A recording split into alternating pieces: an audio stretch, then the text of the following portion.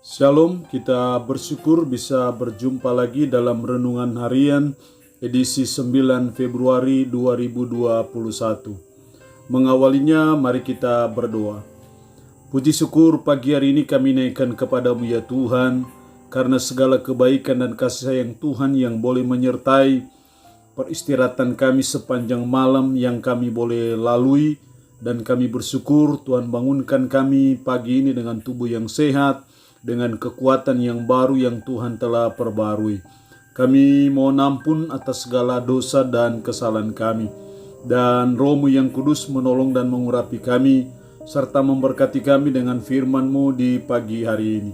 Dalam nama Tuhan Yesus Kristus kami berdoa. Amin. Firman Allah yang menjadi perenungan kita bersama di hari ini saya ambil dari Filipi pasal 1 ayat 27 sampai dengan ayatnya yang ke-30. Secara khusus saya akan baca ayat 27. Firman Allah berkata demikian, hanya hendaklah hidupmu berpadanan dengan Injil Kristus, supaya apabila aku datang aku melihat, dan apabila aku tidak datang aku mendengar, bahwa kamu teguh berdiri dalam satu roh, dan sehati sejiwa berjuang untuk iman yang timbul dari berita Injil. Demikian firman Allah di hari ini yang intinya menasihati kita untuk hidup berpadanan dengan Injil Kristus. Hidup sesuai dengan Injil Kristus. Itu yang Tuhan mau dalam hidup kita sebagai umat, sebagai orang percaya. Dalam ayat 27 bagian pertama mengatakan, hanya hendaklah hidupmu berpadanan dengan Injil Kristus. Itu nasihat Paulus kepada jemaat yang ada di Filipi, supaya kehidupan mereka, pola hidup mereka, gaya hidup mereka, kelakuan mereka harus berpadanan dengan Injil Kristus, harus sesuai dengan Injil Kristus. Lalu pertanyaannya, hidup yang berpadanan dengan Injil Kristus itu seperti apa? Apa pola hidup, apa gaya hidup dari kehidupan yang berpadanan dengan Injil Kristus? Setidaknya ada 3 cara hidup yang berpadanan dengan Injil Kristus. Ayat 27 bagian B, dan apabila aku tidak datang aku mendengar, bahwa kamu teguh berdiri dalam satu roh. Kamu teguh berdiri dalam satu roh. Artinya bahwa hidup yang berpadanan dengan Injil Kristus adalah kalau kita hidup dalam persatuan. Itu yang dimaksud oleh Paulus bahwa kamu teguh berdiri dalam satu roh, bukan dalam banyak roh. Berdiri teguh dalam satu roh artinya bahwa sebagai umat, sebagai orang percaya, kita harus hidup dalam persatuan, karena itulah hidup yang berpadanan dengan Injil Kristus. Hidup yang berpecah, hidup yang tidak rukun, hidup yang tidak damai satu dengan yang lain, itu bukan hidup yang berpadanan dengan Injil. Itu hidup yang bertentangan dengan Injil.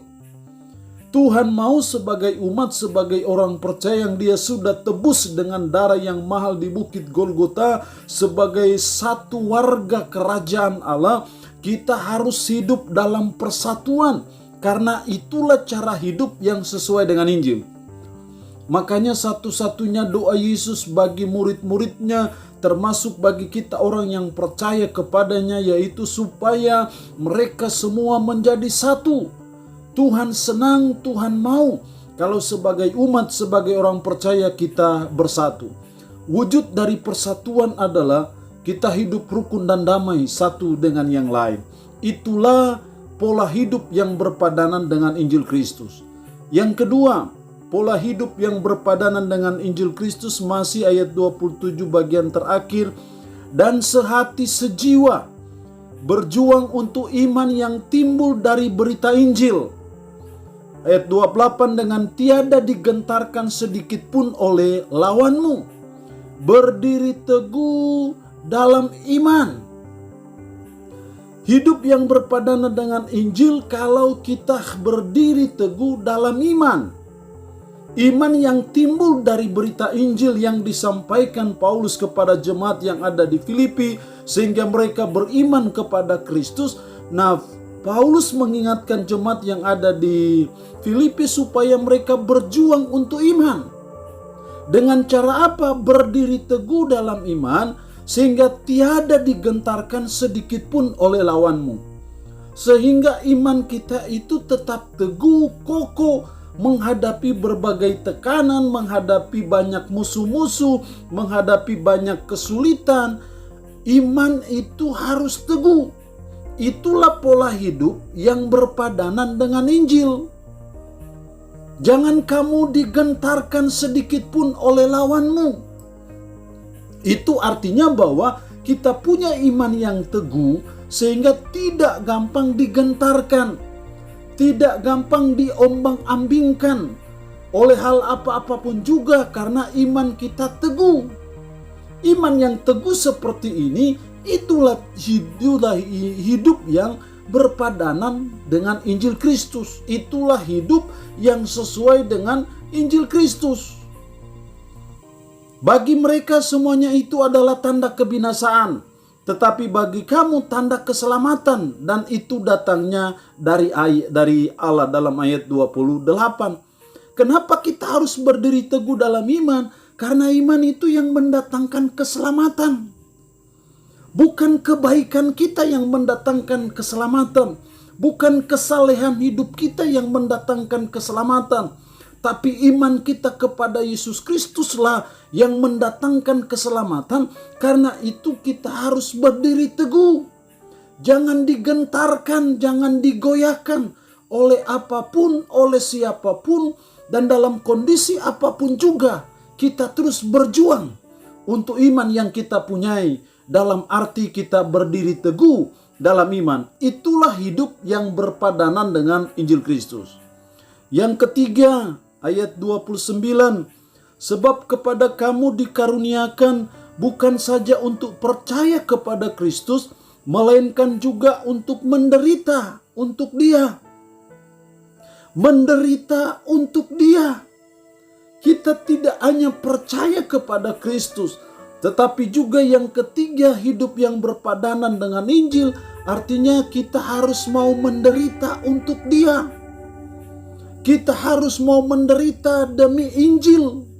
Kita harus mau menderita demi pekerjaannya, demi pelayanannya, demi gerejanya, dan demi kerajaannya. Itulah hidup yang berpadanan dengan Injil. Mau menderita untuk Dia. Ingat bahwa Kristus sudah terlebih dahulu menderita untuk kita. Ketika Dia harus dihina, dicaci maki, diejek, diolok, difitnah, dipakaikan mahkota duri, sampai Dia mati di bukit Golgota. Itu penderitaannya bagi saudara dan saya. Tapi oleh penderitaannya di bukit Golgota, sorga terbuka lebar bagi kita manusia berdosa. Sepatutnya dan selayaknya juga, demi Kristus kita mau keluar dari zona aman dalam hidup. Sepatutnya demi Kristus, demi kerajaannya, demi gerejanya, demi pekerjaannya, demi Injil Kristus, kita sengaja keluar dari zona nyaman, zona aman dalam hidup. Demi Injil kita mau menderita bagi Kristus. Itulah hidup yang berpadanan dengan Injil yang Tuhan mau dalam hidup kita sebagai umat, sebagai orang percaya. Kita mau siap sedia, rela menderita bagi Kristus, baik dalam pelayanan, dalam pemberitaan Injil, maupun demi tegaknya kejayaan kerajaan Allah di atas muka bumi ini. Inilah 3 cara hidup yang berpadanan dengan Injil, yang firman Allah hari ini ajarkan kepada saudara dan saya, supaya kita hidup berpadanan dengan Injil. Yang pertama adalah kita hidup dalam persatuan. Yang kedua, kita berdiri teguh dalam iman. Dan yang ketiga, kita mau menderita bagi Kristus. Itulah pola hidup yang berpadanan dengan Injil Kristus. Kiranya Allah yang punya firman ini memberkati kita dengan firman-Nya di hari ini. Amin. Mari kita berdoa. Kami bersyukur untuk firman-Mu di hari ini. Tuhan, kami rindu supaya hidup kami berpadanan dengan Injil Kristus. Kami rindu supaya hidup kami sesuai dengan Injil Kristus. Karena itu tolonglah kami supaya kami berdiri teguh dalam persatuan. Kami hidup dalam persatuan. Tolonglah kami supaya kami berdiri teguh dalam iman kami kepada Yesus Kristus. Dan tolonglah kami supaya kami mau menderita demi Kristus. Karena Kristus sudah terlebih dahulu menderita bagi kami. Hamba mohon berkat-Mu bagi umat-Mu yang boleh mendengarkan renungan harian di hari ini. Berkat dalam pekerjaan, usaha dan kesibukan mereka. Berkat Allah Abraham, Ishak dan Yakub dicurahkan bagi mereka. Umat-Mu dalam pergumulan dikuatkan dan diteguhkan iman mereka. Umat-Mu dalam keadaan sakit dalam nama Yesus. Tuhan jamah, Tuhan berikan kesembuhan dari sakit yang diderita. Terpujilah nama-Mu ya Tuhan. Kami pasrahkan seluruh hidup kami sepanjang hari ini dalam tangan Tuhan. Dalam nama Tuhan Yesus Kristus kami berdoa. Amin. Shalom, sampai jumpa lagi dalam renungan harian berikutnya.